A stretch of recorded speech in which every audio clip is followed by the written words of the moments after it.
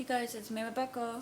So this will be the start of another weekly vlog, and so far today I've just done some work and whatnot, and I did do some reading of Piglet, which I started in my previous vlog, which I will try to remember to leave in a link to in the description below, just because I don't know, I just always feel like I'm repeating myself, and whenever I think of like saying the synopsis to the books again, or really because of the fact I do carry on these videos from like the previous day, like yesterday, Saturday, I ended my previous vlog, so I'm just carrying on. I don't know, I just don't bother, and I don't know.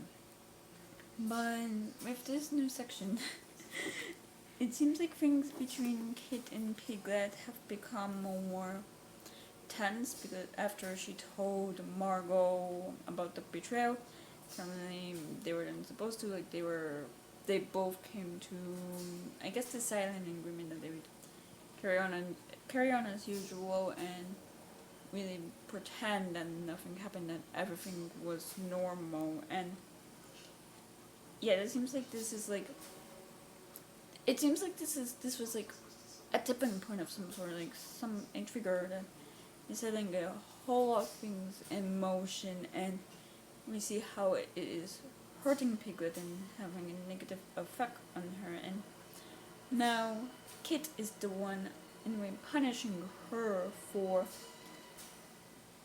talking about the betrayal, even through it was never like outwardly spoken, and they would like keep it between them. I guess it was like I just said, it's more of like a mutual agreement, a silent agreement that they don't talk about, but he's given her the silent treatment, and the way their roles are reversed when he tries to cook for her, and she, during that scene, is like criticizing everything he's doing. Not criticizing, but mentioning like what he's doing wrong in her eyes, what she would have done instead.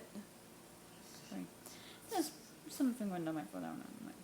Anyway, and she says the porch tastes horrible, and we have this scene where they're having lunch with his parents, and it's incredibly awkward in the sense like she's trying to act normal, he's trying to put distance between them. Like she sits on the arm of the armchair that he's sitting at, and he moves his arm away.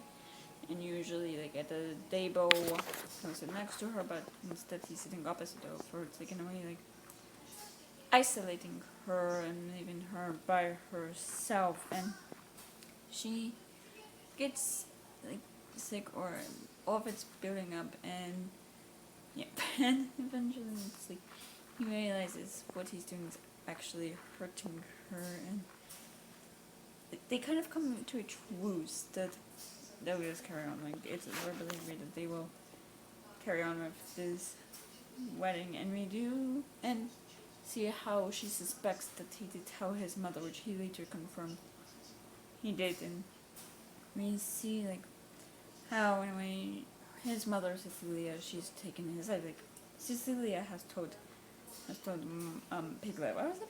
Oh, that's another character anyway, that marriage is a commitment. However, the relationship between a mother with her son is a more powerful relationship. Like she, like Cecilia, is committed to her son, committed to seeing the goodness in him, and in a way, I guess, villainizing Piglet in her eyes. And as well, because I have to say, I like Margot. Margot's like sensible in a sense. Like Margot is like knowing the truth. Piglet has found herself distancing herself from her, and not being good as like aunt figure to Margot's newborn baby Lila, like she thought she would be, and not being there for Margot like she thought she would be, like post Margot giving birth. Like she thought, oh, she's gonna be bringing meals and helping out like with the baby and whatnot, and that's not happening. And as well, Margot, who just gave birth like I think the weekend before the wedding, is not going, which is understandable. But it seems like, but it is made clear that even if she was still pregnant and she hadn't learned about this betrayal, she wouldn't have gone anyway, because she cannot watch Piglet do it, marry someone who is unfaithful, which is completely understandable. Like, Piglet deserves better in her eyes. Like, her best friend deserves to be with the best person who will not hurt her in any way. And I do have to say, when Piglet, not House, okay, well, not House, because he was there when the conversation was happening about Marvel not going. Kate starts bad mouthing Marvel and starts talking negatively about her, and it's like, I'm thinking as a red flag because previously he was quite nice to her. It seems like from the few scenes we got of them, but I guess since her hurting Piglet by saying she's not going to her wedding, that gave him permission to talk crap about her best friend, which is like, dude, what the hell is wrong with you?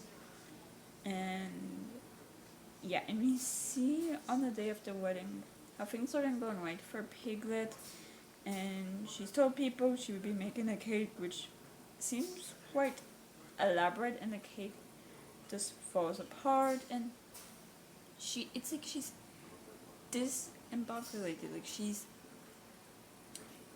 there as a witness but not an active participant. Like, she feels so disconnected from the whole thing. Like, and as well, her mother and her sister are trying to like button up her corset and her dress, and they're struggling, and while they're doing that, they're not even looking Piglet in the eye for some reason. And I do have to say, like, Piglet's father is a bit of an asshole in this sense. Like, they bring him in to help them button her up, and Piglet was apparently supposed to fast a few days before the wedding to ensure she fit into her dress.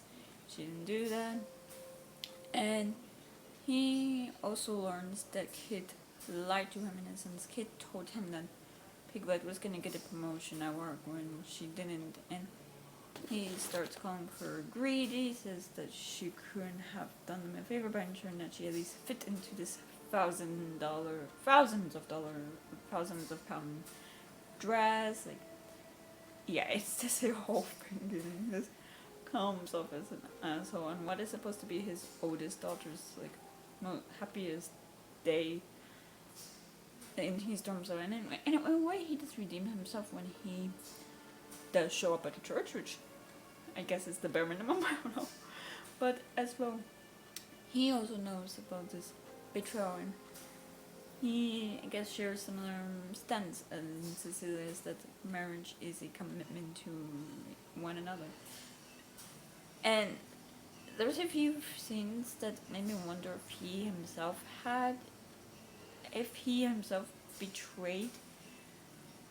betrayed Piglet's mother. I'm just wondering about that. And during a ceremony, or really walking down the aisle, is when Piglet finally wakes from her fantasy world and is aware of her reality, and she doesn't want this fantasy anymore. She wants a more truer version of her life where she is happier, where she doesn't have to pretend, where her life is now revolved around Kit, and she cannot bring herself to break this fantasy, to stop this wedding, and she marries. Like, there's this line at the end of the chapter I got to, which I did like, because shouldn't she be full now? Shouldn't she be satisfied, despite everything? She was hollow. She was hungry. That's page 242, and I did write that she has everything, like, she wanted, like, she got everything in life that she desired. Like, she has this job that she really likes. She has this house. She has this now husband who is supposed to be perfect, and she married into this family that has a lot of money. Like, she should be happy. She should feel full. Like, she should feel satisfied with herself. But yet she's not, because it's no longer the life she craves. Now she craves a more, I guess, truer life, a different life. And yeah, just like, I guess I'm intrigued now in seeing what will happen now that she's awakened from her fantasy what will change and what she'll do to try and achieve this more into her life. And yeah, I think that's all for now. And so it's the next day, and I've just done some working on it, and I did do some reading, and I just finished Piglet by Lottie Hazel. And when I say just finished, I mean maybe 10 minutes ago I finished, and I've just been, sitting with it for a bit and really analyzing it a bit, I guess. And I'm giving it 4 stars. And some things I would have to say critically is that Piglet worries that her father's not proud of her, and in a way that she thinks he wishes that he had a son instead of her, someone he could be more proud of. And we learn at the end that after Piglet does something at a wedding, that he actually stood up for her. So I don't know. I would like to have seen more of that relationship, just because it felt like we were being told, and we were actually shown that he is quite critical. But it seems like his criticism is really towards the entire generation, towards his beliefs in money, and how this younger generation, they're this ungrateful beings who are this greedy.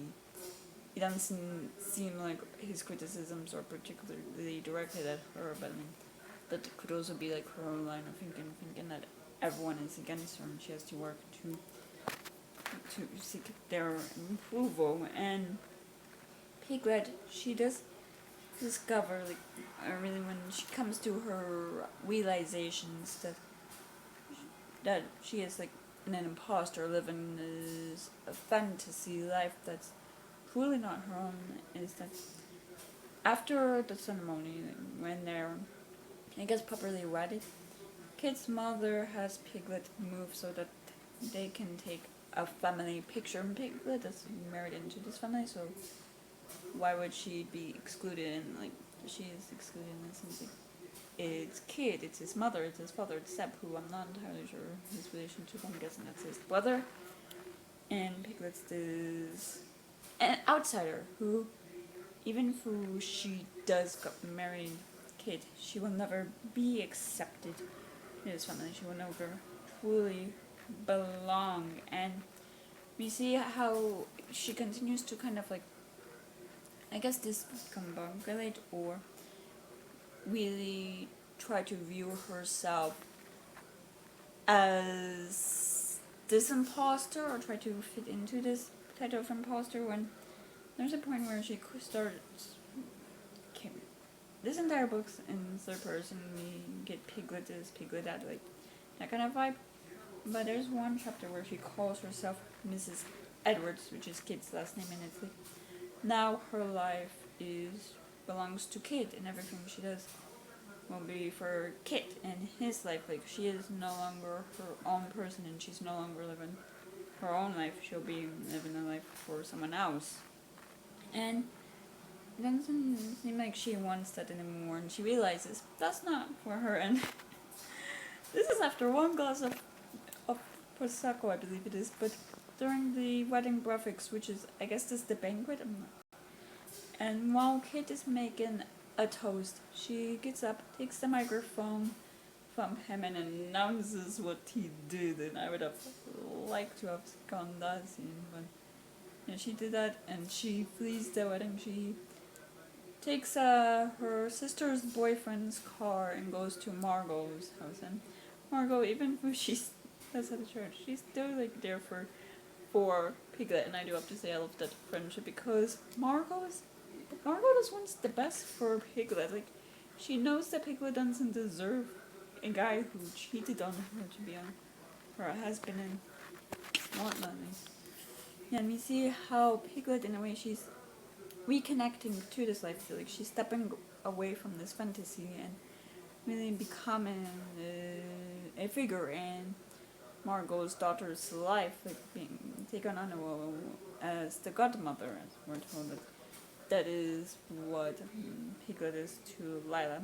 And Piglet stays the night, and she goes to Waitrose, which is a supermarket in the UK, to buy food, and she realizes this is the first time she'll be buying food for herself. Like, she won't have to take other people into consideration. She can buy what she wants. She doesn't have to worry about pleasing people and whatnot, or putting on an act of a good host. Like, she can really be herself, and she can start living life for herself. And yeah, and we see how it is pretty much clear that Piglet and Kid are over, like, yep, and and she's gonna start living life that she truly should be living, like a life for herself and not this fantasy life that she desired, but this, I guess a realistic version of life where she can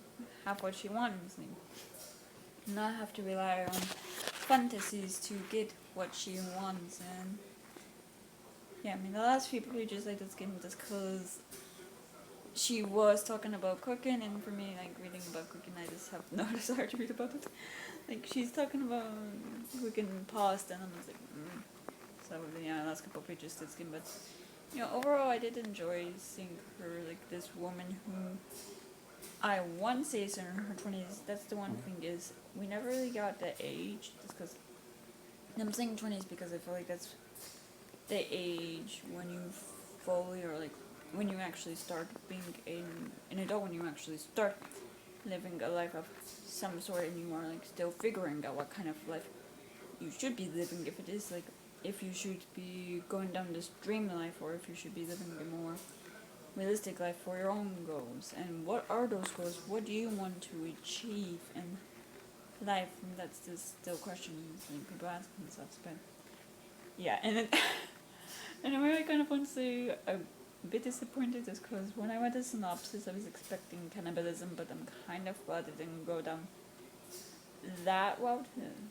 I was like, yeah, but overall, I did like it, and I gave it 4 stars, like I mentioned. And I think the next book I might read, that I'll start either later today or tomorrow, is the I think it's the biography of Axe by Catherine Lacey, and I'll give that synopsis tomorrow. So yeah, that's all. So it's the next day, and I've just done some work and whatnot, and I plan to do some more work, but kind of want to lie down, and I just wanted to film this update before I do, because my hair won't be like a burnout worse than it is now, and I'll probably be ignoring it, but yeah. And I'm also did some reading of the biography of X by Catherine Lacey, and this is about X, and when she falls dead in her office, her widow CM, wild with grief and refusing everyone's good advice, hurls herself into writing a biography of the women she defied. Not even CM knows where X was born, and in her quest to find out, she opens a Pandora's box of secrets, betrayals, and destruction, setting her off on an adventure across an America, struggling to reintegrate the sovereign territory, a fascist theocracy that split from the rest of the country after the Second World War. When she finally understands the scope of X's defying artistic project, CM realizes her wife's deceptions were far crueler than she imagined. And so far we learned that the reason that CM is writing this biography in the first place is that this unauthorized biography, like, X did not allow this biography to come into existence. She refused all interviews, refused to give any documents for it.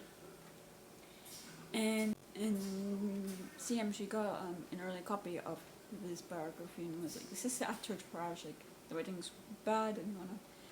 And she thinks it's gonna flop. The biography, it becomes popular, and it's only because X was like, what is it, a chameleon?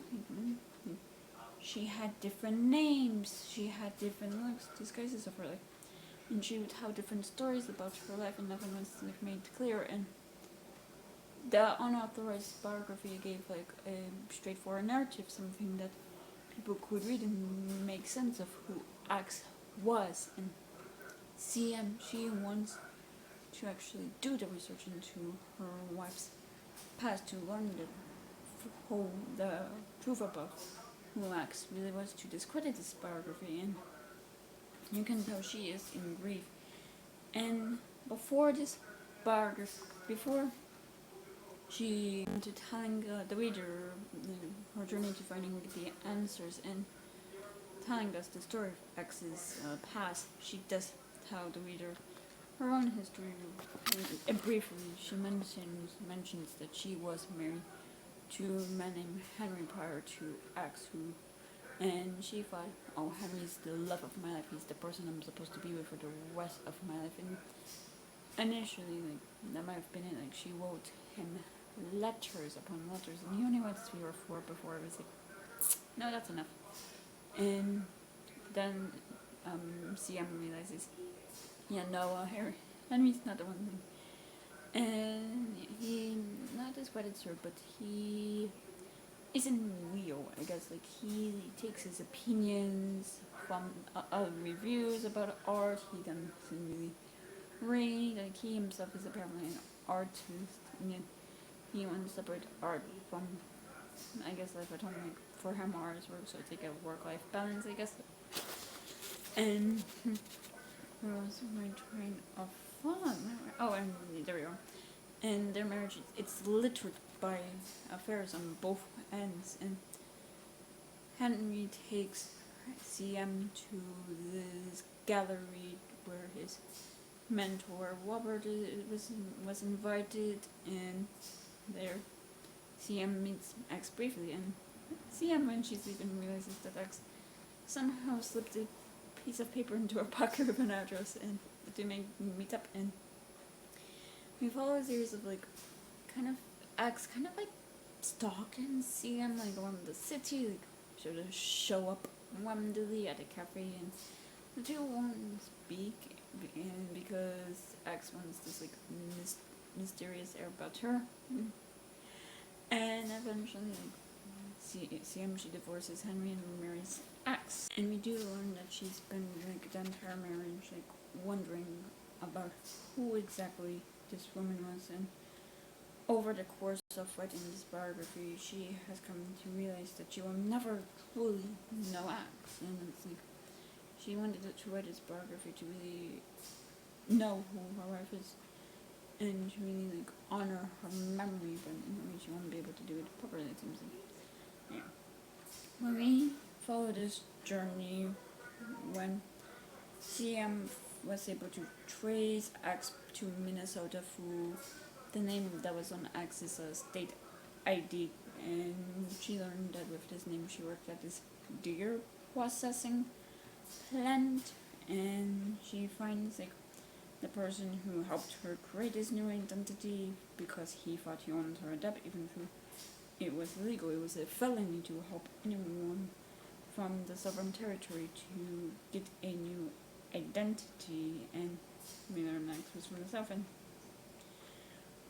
there is almost a history lesson of what exactly happened in the South, and there was a wall built up on most of the southern states. Kentucky was excluded because they wouldn't give up the whiskey business, and this was after the Second World War, and we learned that southern politicians for years prior to this had been spreading propaganda about how terrible the North was and all that, and we see efforts of taking down the wall, making changes in the west of the country, and how the southern territory isolated themselves, and they really went into the Christian values, the church controlled everything, the books you read, the way people lived their lives, schools were shut down, and it was so in control of people's lives, and people were so isolated, or people couldn't leave, because with the wall, if you tried to go over the wall,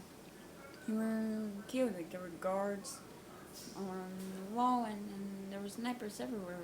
It was basically impossible to escape, and yet somehow Axe was able to. And we learned that if someone escapes from the sovereign territory, their family is told a story. I guess so their family thinks the person was a somewhat decent individual, and not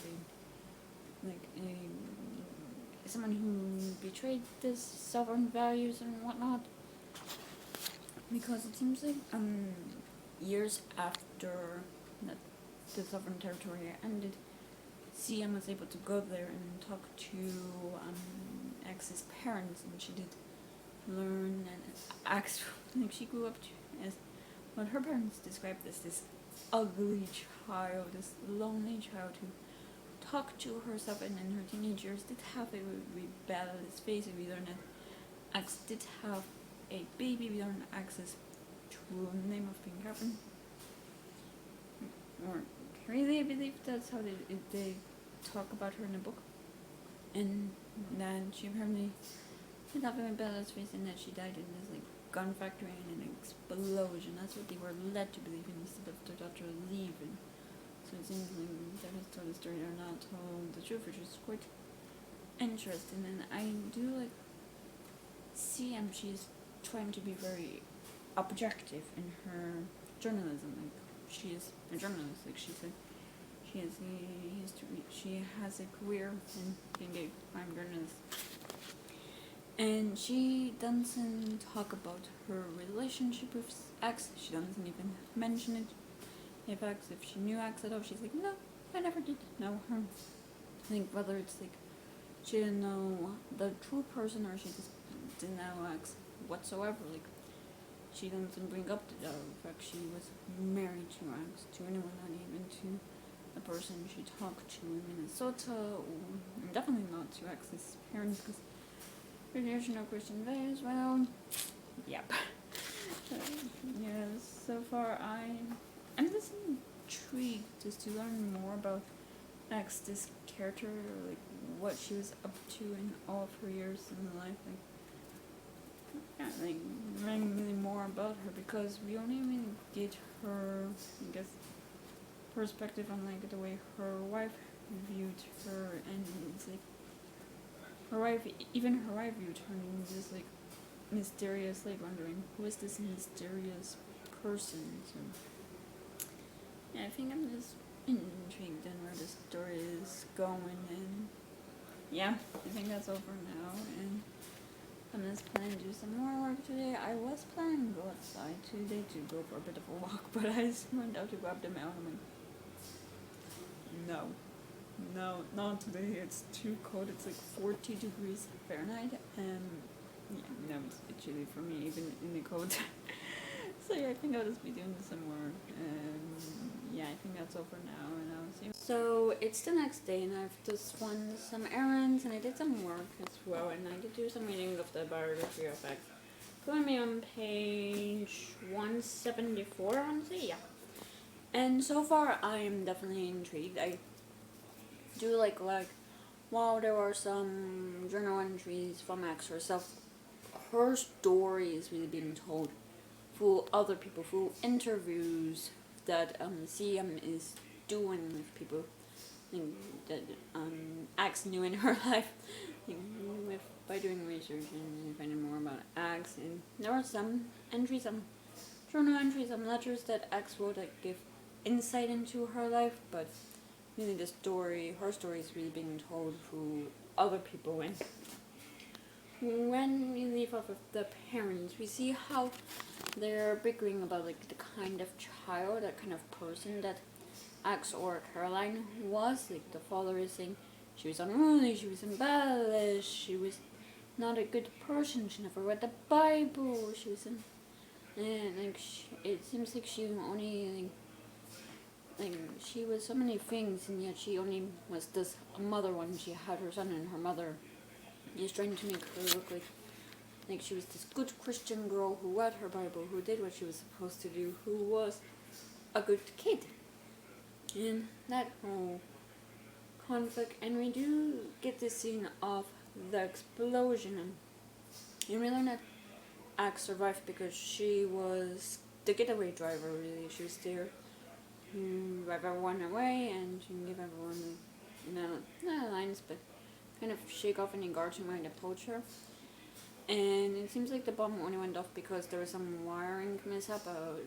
One wire was connected to the wrong thing, and that's what set everything off. And she and two others escaped because of a guard being a friend to her brother-in-law who was involved, and see, like, she doesn't tell them that her daughter lived past that night.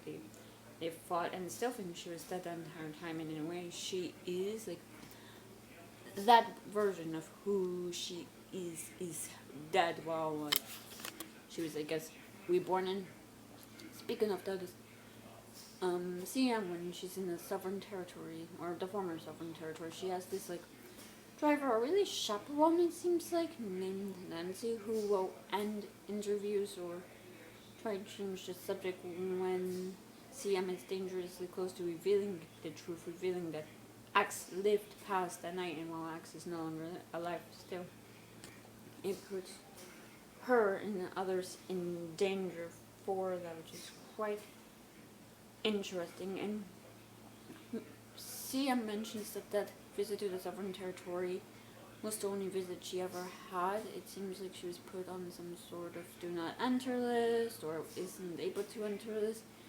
blacklisted for some reason. It seems like one of the people she interviewed, a woman named Brie, who was a childhood friend of Axe's, she was killed in a mob that was led by her own brothers. And it seems like they did it because of the fact she talked to a reporter, aka CM.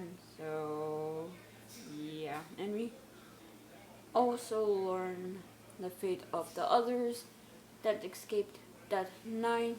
Tattoo went into, like, some sort of witness protection, I wouldn't say. Like, he went to the FBI office in Chicago and gave them information about the Sovereign Territory and whatnot, and he lived long enough to be interviewed by CM, but died when he was killed and assassinated, essentially, by this group who wants to really go back to the ways prior to the reunification happening.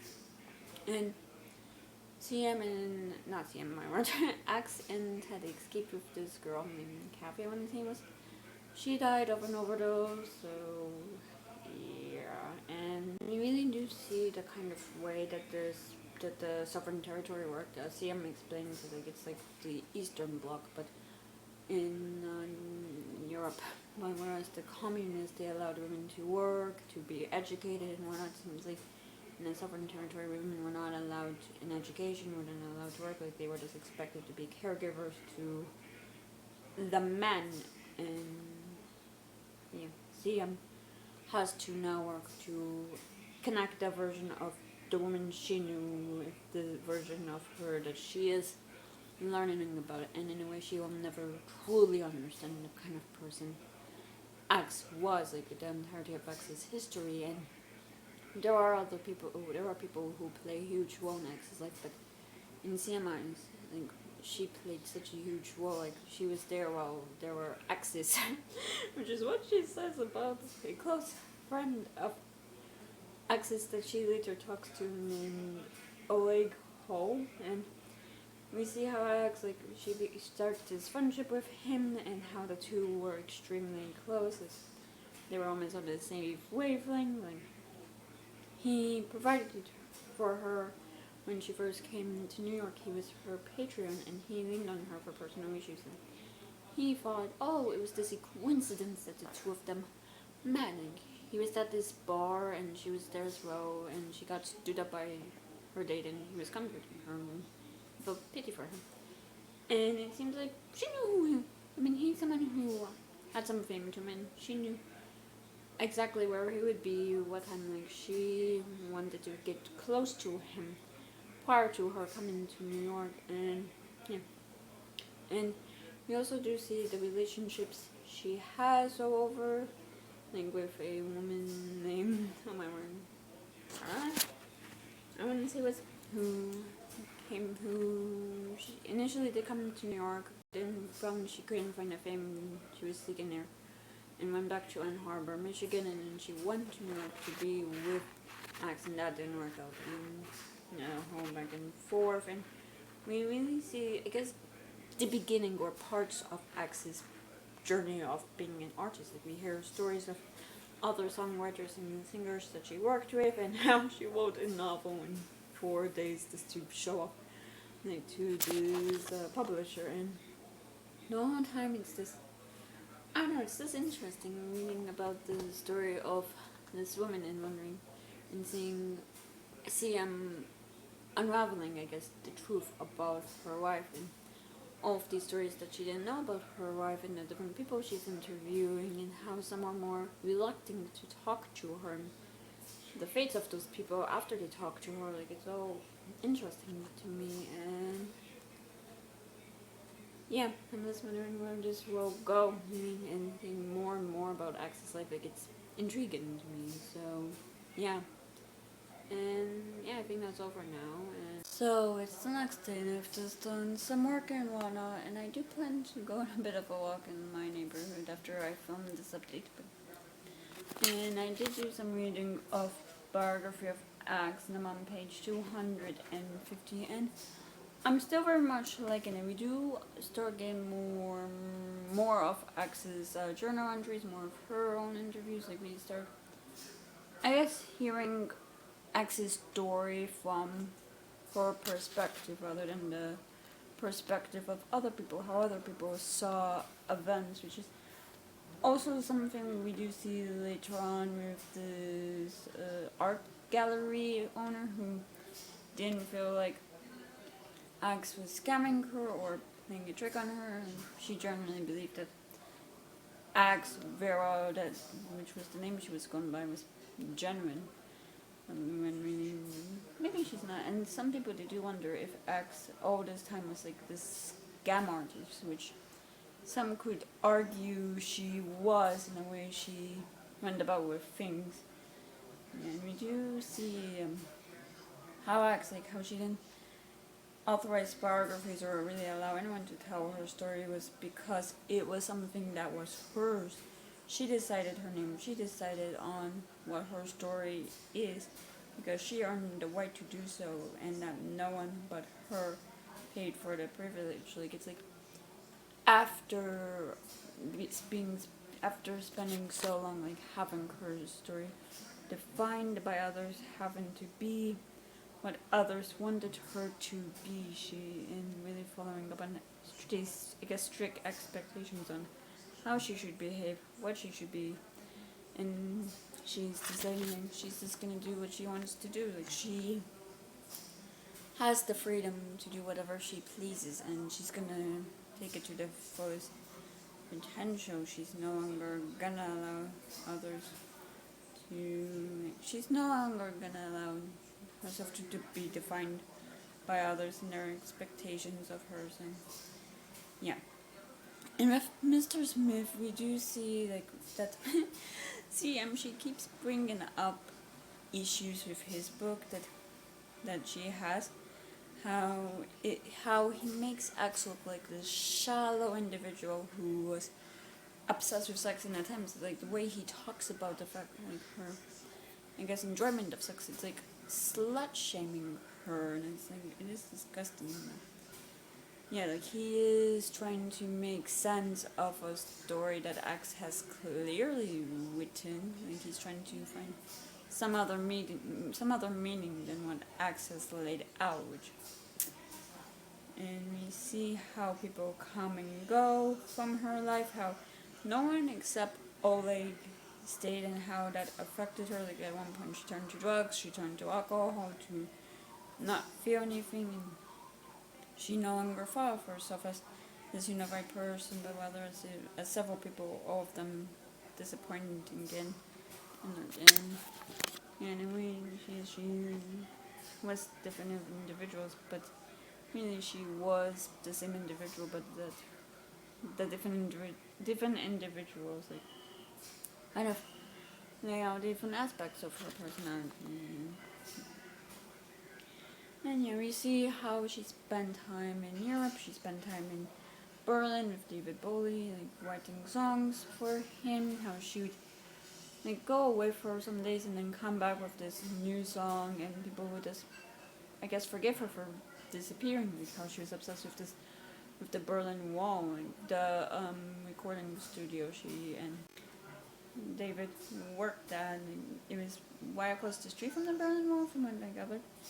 And I guess that did affect her. And we also learned that about her time in Italy, how Me first seeing her go back to Italy much later with CM to Rome for X to accept this reward from this like art group that no longer exists by the time CM is writing this, and CM's like, let's go to Milan or some other, or Venice or somewhere else.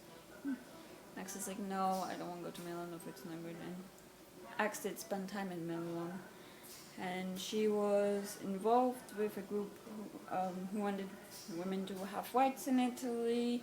How she was particularly close to a woman named Carla, who was very devoted to the cause much more, it seems like, than the others. Like some of the others, it seems like this was more of a casual thing, while for Cara, like, it was her entire life. And we learned that the person CM interviews, a woman named Gloria, she doesn't like X, who went by the name Martina Wiglow, as she heard Clara at night. Clara had died of cancer, and because she didn't trust doctors, she went to some healer who told her that the cancer had grown out of unresolved childhood trauma, and Clara thought that X would cause the tumor. We see X's life back in New York, how she started this publishing imprint like with 2 employees, and she would submit her own books under aliases to be published. Like the editor she hired like knew that something was a play and didn't say anything, because you can only accuse your own boss of submitting their own work to submitting their own work under a pen name. And yeah, things are ending until the one book becomes popular in Japan and it brings the IRS to their doors. And yeah, we also see it once more. CM get back in touch with X's son, who has more of X's journals, and the two will make a deal that CM will help him, or will try to help him leave the South and he'll read the journals through the phone. And for some reason, X's son Zebran, I believe it is, he cannot leave the South at all. It seems he tries to say that he needs a sponsor, but it seems like it's much more difficult than that. It seems like he has to enter some rehabilitation programs set up by the military. Apparently, he's on the web list that prevents certain individuals from leaving the South, and he claims he did nothing wrong. He's not sure why he's on that list, and I don't know. I don't think we'll get answers from that one, as he did learn the exact relationship CM had with X, and he spewed a bunch of homophobic shit that CM was a bit surprised about, because she never really was directly involved, or she never received homophobic stuff directly. It was always through secondhand stuff, through accounts with her friends, and so there was that. And where I was about to go was that we see the importance of names really with CM, like with her birth name, well, her legal name I should say. Her parents couldn't decide like on the name, like she had 2 different names. There's one name on a birth certificate, but yeah, and then the last name is a last name her mother gave her to distance her from like the rest of the family and all that. And we see like different versions of nicknames she's given throughout her life, how I guess none of them really represent her, and she chose CM when she started journalism, probably. And yeah, I do like I guess the power of names, or the power people have over us by giving us a certain name, and how we don't choose our name, it's really chosen by others. And yeah, there is a point where her ex-husband Henry would apparently call her Char, and she's like, that's not a name, that's something with you do with meat or something. But yeah, I don't know, I just like that. And I guess the power of names, how people can give us a name and we just have to accept it. It is what it is. Like, we don't really have the power to choose our own name, and I guess that's what X wanted to do, like have that power in her wheelhouse as well. And yeah. And yeah, I think that's all for now. I'm gonna lie down just because I don't know why I feel so tired. Even though like I just did some work, I was tired. But yeah, and I think that's all for now. So it's the next day, and it's been quite a long day. I don't know, I just did a lot of work, and I did my grocery shopping and whatnot, and so I'm ready to lie down and sleep. But before I do that, I did want to update you on my reading of Biography of X. My God, I'm so out of it. I swear, it took me like 550 thing. But I am on page 306, and we do learn that X, like, she had this habit of like disappearing for weeks. She told CM never to question where she went, never to ask her, and prior to that, like, CM mentions that before X disappeared the first time, that the two hadn't been away for each other for longer than a few hours, and X, like, she disappeared for weeks. And when she came back, it did affect CM. Like, she was very, like, she attached herself to X, and in a way, their relationships, like, CM depended on X. Like, I guess CM doubted, like, if she did the right thing in not following, like, the safe route and not staying with Henry, not having kids, if she had the safe route.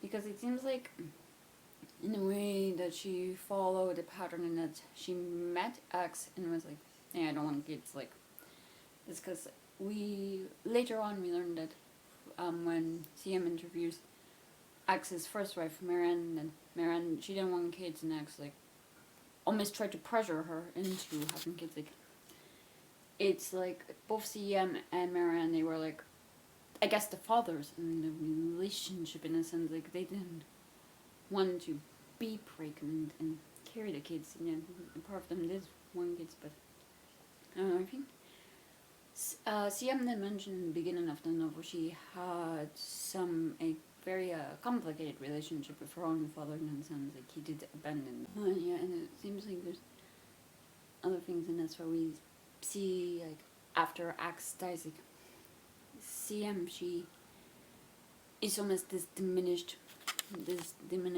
widow. Like, she's so taken by her grief, like, even after years after Axe died, like, Axe is all she can think of. And it seems like that the two were only married for a few years prior to her death, and yet CM is so consumed with this biography and having something of Axe to stay with.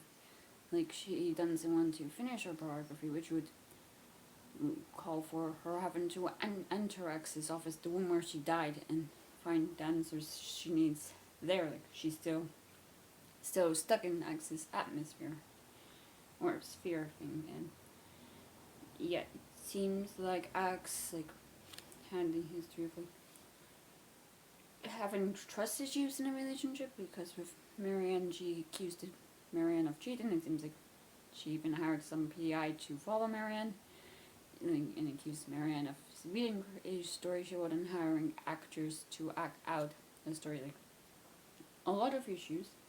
And I mean, CM also has her own issues. So yeah, their marriage wasn't perfect, and as well, as I think I already mentioned, they didn't know each other long before they married, and yet CM felt like X knew her better than anyone else.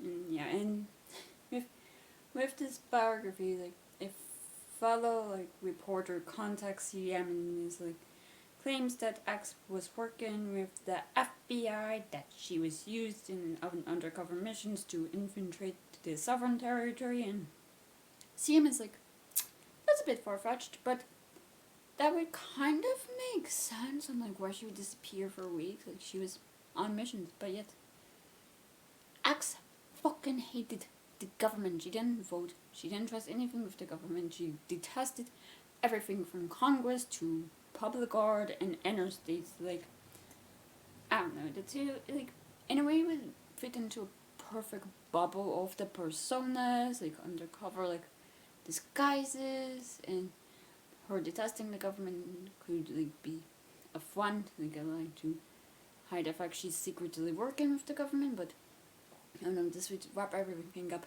too nicely.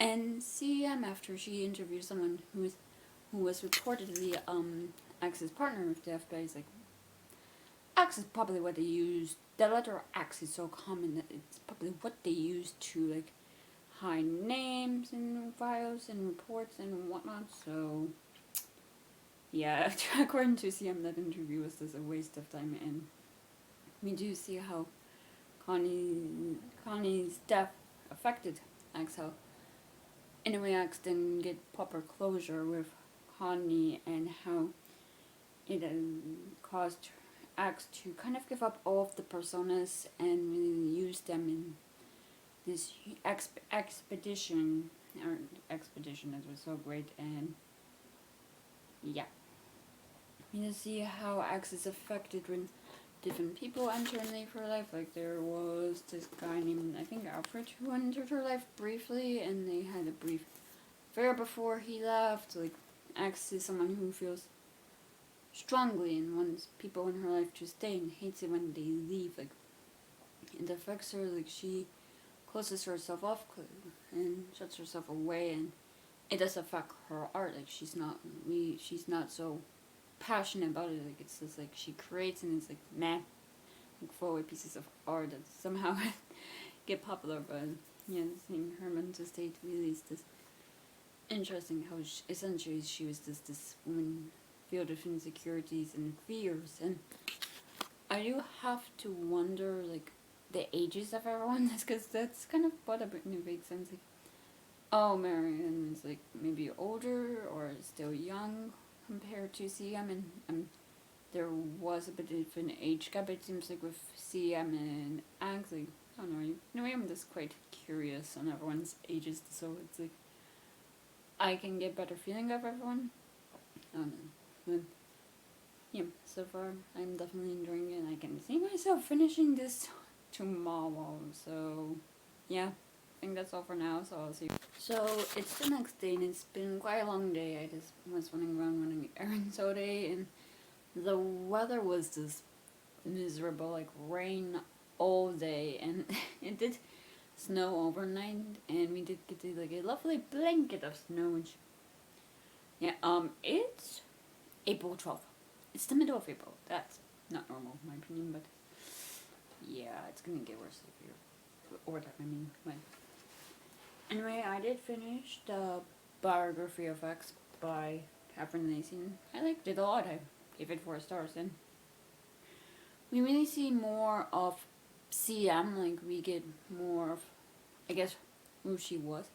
Like X basically transformed her into a housewife. Like she didn't force CM to quit her job at the paper or whatever, or to cut off her friends, or to stay home all day. She kind of suggested it, and CM was like, just went along with everything, thinking that X knew better. Like she admired X. She desired her so much. She just wanted to make X happy, make her wife happy, and then she was alone, like, in a way isolated. And we see how the relationship was probably not the healthiest. Like there's a couple times when X would, in a way, resort to violence. Like, okay, how do I, okay, when they were living in New York, CM and X, they had to deal with a series of stalkers, which X eventually decided just to stalk them back, like stalk the stalker and make it like an art exhibition and whatnot. And sometime later, Oleg, he tells CM that they might have some issue with their outlet in their guest bedroom when they move upstate to a cottage, and he gives CM a recommendation of this electrician who wasn't a legitimate electrician. She was X's second wife, Olivia, who tells CM that she knows someone who X hired to play the role of a stalker, insinuating that the whole stalker thing was just something that X set up as an art exhibition, like something to create art. And when CM tries to confront X about this, X takes a knife to her own cheek, meaning like the end to that conversation in a way, manipulating CM, forcing her to be quiet and not say anything, and really asking to not hear something she doesn't want to hear.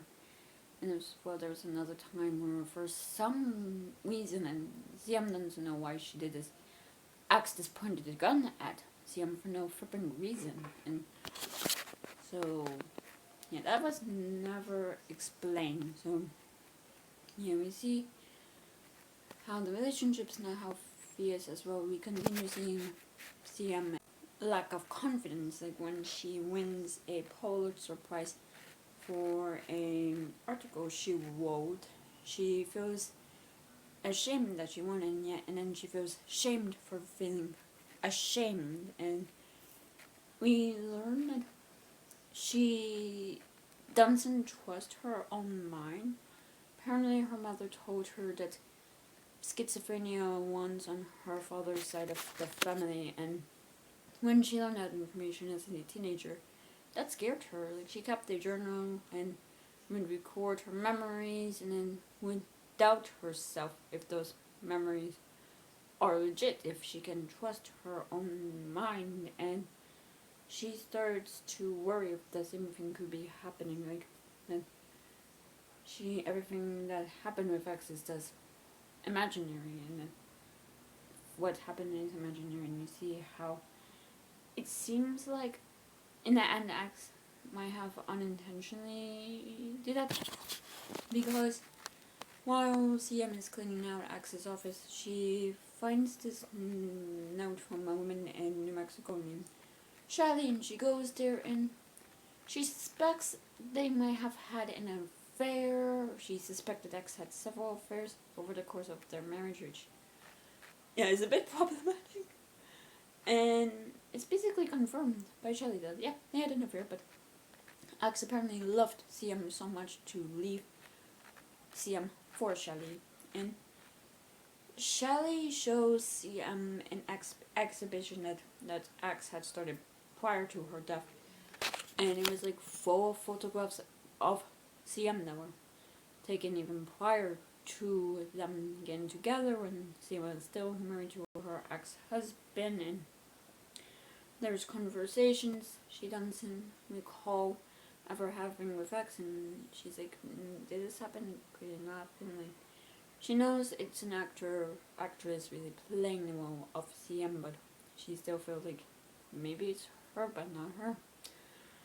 I don't know, it just messes with her some more, and there's one conversation that makes her think that X simply left her and forced her to leave instead of X leaving CM with her death. So, and I do feel pity for, because she'll never get closure if anything in that relationship was real. And we see the day of X's death and how CM handled that day, and in the aftermath how she was in self-denial. Like, she acted like everything was normal, and then when she was in the acceptance phase, that's when she called the police. And aftermath, and we see how she's accepted the fact that they would have fallen apart if X hadn't died. And we see how there's the bullshit conspiracy theories surrounding X's death about how she died, if she died. We see that people who apparently have sources came forward, and yet something in those sources were unreliable, like it's the whole thing. And we end really with seeing that CM, like, she hasn't really moved on from X's stuff. Like, it's been nearly a decade, and she's still acting like X is still around. Like, she's speaking to her, saying, oh, where's the band-aids? Oh, I went to the store, I got this, I got that. Like, talking to X as if X is still there. And anyway, I do feel bad for her, because she did love X, but I don't know, she just kind of allow herself to move on, and I guess that's why she wrote this biography, to hold on to Axe in some way, to, I guess, give herself an excuse and give a viable excuse for why she can move on from Axe. So yeah, overall I did like this, and it was interesting seeing all the discussions of art, seeing how how outwardly she seemed confident, and bit like could say very outrageous things, be outrageous in her actions, and yet when she was alone or with people she trusted, I think she allowed herself to be vulnerable in some ways. And yeah, overall I enjoyed it, and I did give it 4 stars, like I just mentioned. And yeah, and with that, that is also the end of this video. So if you enjoyed it, please give it a thumbs up, leave a comment below, tell me what you've been up to recently. If you want to, please subscribe to this channel, and if you want to follow me on any social media, then all those links are in the down bar below. I will see you guys next time I post a video. Bye.